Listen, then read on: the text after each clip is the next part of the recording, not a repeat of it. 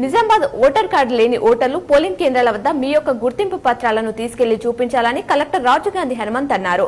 Voter గుర్తింపు card, Aadhaar card, job card, pass book, insurance card, driving licence, PAN card, pass photo కలిగిన pension document, service గుర్తింపు కార్డులో ఏదైనా తీసుకుని వెళ్లి ఓటు వేయవచ్చని పేర్కొన్నారు.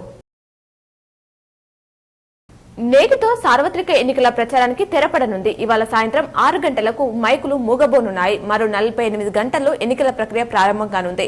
2 తెలుగు రాష్ట్రాల్లో గత 57 రోజులుగా ఎన్నికల ప్రచారం కొనసాగింది. కాగా బీజేపీ అగ్రనేతలు నరేంద్ర మోదీ, అమిత్ షా, జేపీ నడ్డా, రాజ్నాథ్ సింగ్, కాంగ్రెస్ అగ్రనేతలు రాహుల్, ప్రియాంక ఖార్గే తదితరులు విస్తృతంగా ప్రచారం చేశారు.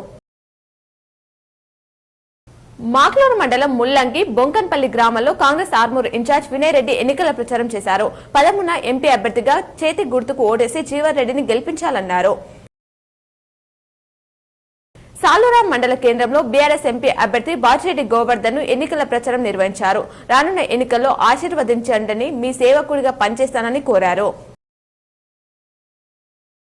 నిజామాబాద్ పార్లమెంట్ ఎన్నికల పోలింగ్ సందర్భంగా శుక్రవారం హైదరాబాద్ నుంచి వీడియో కాన్ఫరెన్స్ ద్వారా రాష్ట్ర ప్రధాన ఎన్నికల అధికారి వికాస్ రాజ్ కలెక్టర్లతో మాట్లాడారు. ఈ నెల 13న జరగనున్న పోలింగ్ కోసం చేపట్టాల్సిన ఏర్పాట్లు, ఎన్నికల ప్రక్రియను పకడ్బందీగా నిర్వహించేందుకు అవసరమైన అన్ని చర్యలు తీసుకోవాలని ఆదేశించారు. రాష్ట్ర ఎన్నికల కమిషన్ మార్గదర్శకాల ప్రకారం పార్లమెంట్ పోలింగ్ నిర్వహణకు కట్టుదిట్టమైన చర్యలు తీసుకోవాలని నిజామాబాద్ జిల్లా రిటర్నింగ్ అధికారి కలెక్టర్ రాజీవ్ గాంధీ హనుమంత్ సంబంధిత అధికారులను ఆదేశించారు. శుక్రవారం రాత్రి ఈసీ వీడియో కాన్ఫరెన్స్ అనంతరం అధికారులతో కలెక్టర్ మాట్లాడుతూ పార్లమెంట్ సెగ్మెంట్ పరిధిలోని ప్రతి అసెంబ్లీ నియోజకవర్గంలో పోలింగ్ కోసం పటిష్ట చర్యలు తీసుకోవాలన్నారు.